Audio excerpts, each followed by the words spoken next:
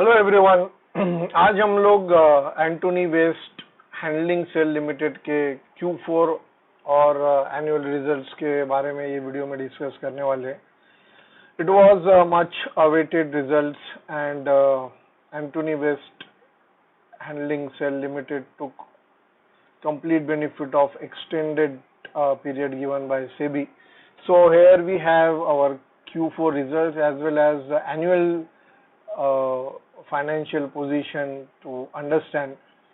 Company का IPO कुछ महीने पहले आया था, तो अपने को एक कंप्लीट पब्लिकली लिस्टेड होने के बाद ये पहला ही रिजल्ट है जिसमें अपने को पूरा एनुअल रिजल्ट लिस्टिंग के बाद देखने मिलेगा, इसलिए रिजल्ट का एक इम्पोर्टेंस है। So let's start. ये जो पहला स्लाइड आपको दिख रहा है, ये कंपनी के काफी सारे सब्सिडरीज है। तो ये company Antony waste handling cell limited, ये मुंबई सबर्बन एरिया में थाने सिटी में इनका कॉर्पोरेट ऑफिस है, वहाँ से ये ऑपरेट होता है। बट कंपनी का प्रेजेंस पूरे इंडिया में है। इसका fundamental analysis the break even point channel पे उसका लिंक डिस्क्रिप्शन बॉक्स में दिया हुआ है। Those who want to understand the company fundamentally, they can refer to that video.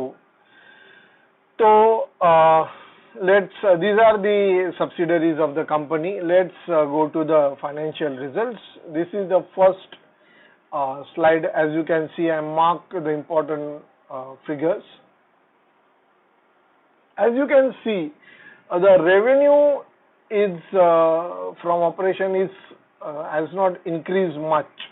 तो रेवेन्यू पोजीशन जो है वो थोड़ा ठीक ठाक है। Looking at the pandemic period एक 5-7% का इम्प्रूवमेंट है। बट ये हम लोग बीइंग अ पैंडेमिक ईयर, तो हम लोग ये समझेंगे कि company perform well.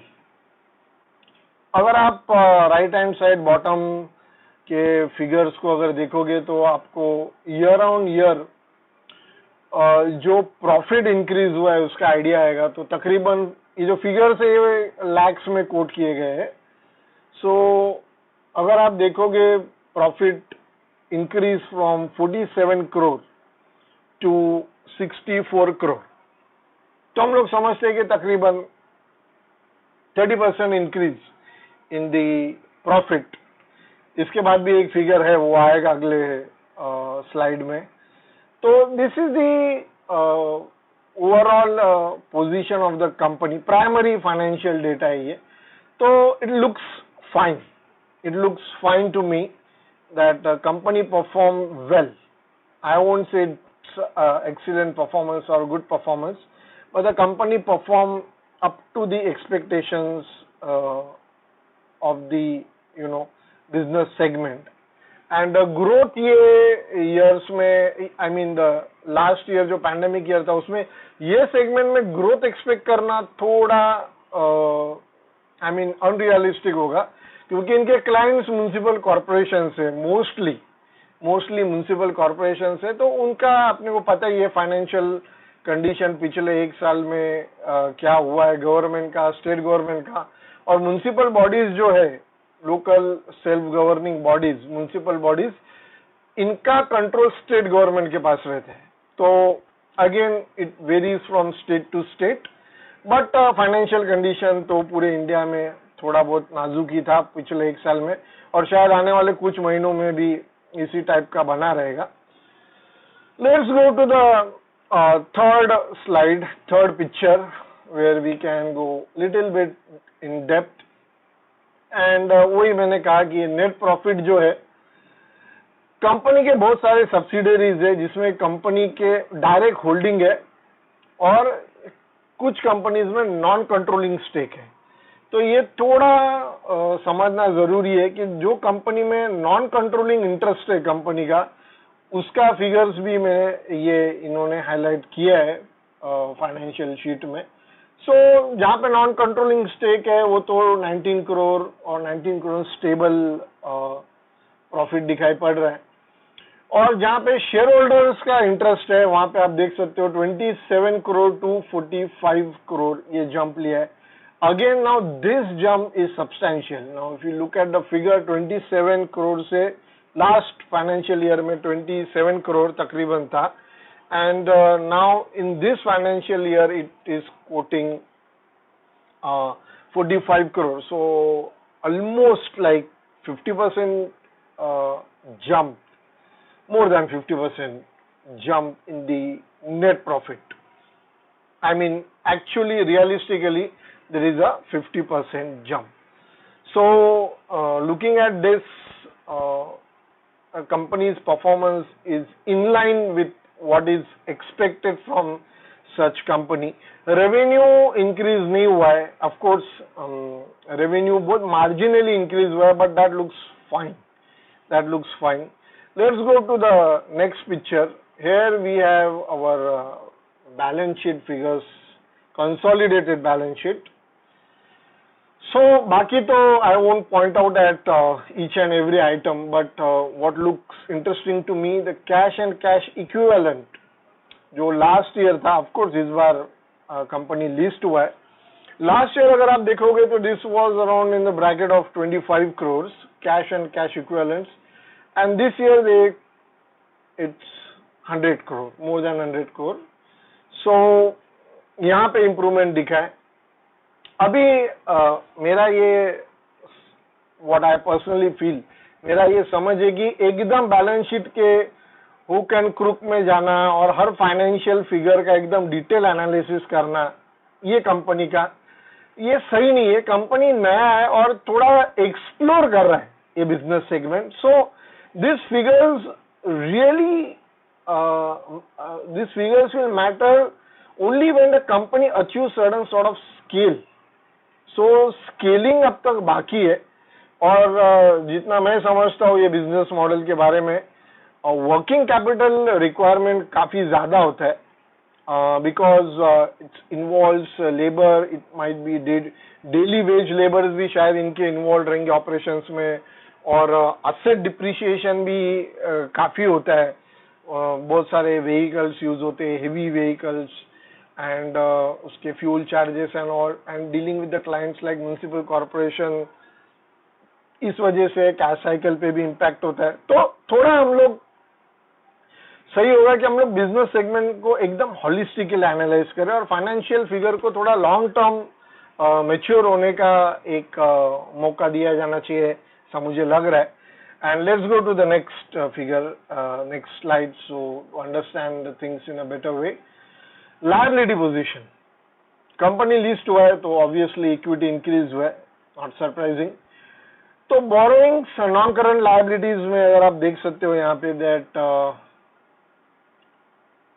Non current liabilities borrowing figure decrease substantially as compare to the past year, 145 crore से 84 करोड़ के आसपास.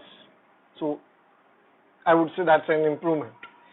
देन करंट लायबिलिटीज, ये एक थोड़ा I would say matter of concern रहेगा. If you look at this right hand bottom figures, ये जो current liabilities है, अगर see year on year it looks stable, इसमें कुछ खास ना इम्प्रूवमेंट हुआ है ना ज्यादा कुछ हालत खराब हुआ है. It's okay, it's in line, it's okay. But what I want to highlight कि as I said just now, as I said कि ये बिजनेस मॉडल में वर्किंग कैपिटल रिक्वायरमेंट ज्यादा है. इस वजह से जो करंट लायबिलिटी का फिगर कहीं ना कहीं आपको जो दिख रहा है 194 करोड़ के आसपास, so that is I mean revenue अगर आपका 480 करोड़ है और उसमें से आपके करंट लायबिलिटीज 194 करोड़ है, तो it looks slightly you know figure might look little bit concern, but ऐसा कुछ नहीं है. कंपनी का मॉडल ही ऐसा है कि जिसमें वर्किंग कैपिटल रिक्वायरमेंट हेवी है. जैसे मैंने कहा कि बहुत सारे व्हीकल, डेली वेज लेबर्स, थोड़ा लेबर इंटेंसिव भी है, डीलिंग विद द क्लाइंट. सो इनका कैश साइकिल ज्यादा फेवरेबल नहीं है, बिकॉज क्लाइंट बेस ऐसा है, म्युनिसिपल कॉर्पोरेशन. और एक जो पिछला साल गया है उसमें तो हमको पता ही है कि financial conditions local governing bodies का काफी खस्ता था, तो उसको देखते हुए तो कंपनी ने अच्छा ही परफॉर्म किया है। लास्ट में ये नोट है फाइनेंशियल जो स्टेटमेंट है उसके ऊपर, इसमें भी यही कहा गया है कोविड-19 पैंडेमिक आउटब्रेक का इम्पैक्ट काफी हुआ है ये बिजनेस पे, और शायद आने वाले दिनों में हो भी सकता है। जो मैंने इंसर्कल किया हुआ है ये रिसीवेबल्स है, of course client municipal corporation है कोई, तो उससे ये पेंडिंग फिगर से now if we take complete figure, ये 42 करोड़ है और 14 crore, so 42 plus 14 56 crore receivables है, जो कि इनका मैनेजमेंट का ऐसा अंडरस्टैंडिंग है कि ये पैसा रियलाइज होगा आने वाले महीनों में, आने वाले दिनों में रियलाइज होगा, क्योंकि काउंटर पार्टी गवर्नमेंट है आफ्टर ऑल, तो गवर्नमेंट तो किसी का पैसा डुबा नहीं सकता, उनको देना ही पड़ेगा। और कोर्ट में भी अगर इन केस अगर ये कोर्ट में गया केस तो वेरी स्ट्रॉन्ग केस बनेगा, क्योंकि सामने वाला पार्टी गवर्नमेंट है, तो गवर्नमेंट के ऊपर का क्लेम तो गवर्नमेंट को सेटल करना ही पड़ेगा, नहीं तो उनका क्रेडिबिलिटी क्या रह जाएगा मार्केट में। So this was about the brief analysis of Antony Waste Handling Cell annual result। Q4 result तो मतलब देखने की जरूरत नहीं है, हम लोग एनुअल पोजीशन ही हमने एनालाइज किया और that makes sense. Instead of Q4 completely focusing on Q4, I opted to analyze the complete financial year figures, which looks in line, अच्छे रिजल्ट है, इन लाइन है, और ये बिजनेस सेगमेंट बहुत unique है। I don't think there is any listed company in the market which operates in this segment, इसलिए ये पहले ही मैंने इसका फंडामेंटल एनालिसिस किया है, तो वो भी आप गो थ्रू कर सकते हो। Thank you for watching the video. Do share this video with your friend, relatives and like-minded people. Subscribe to the channel for interesting updates. Thank you.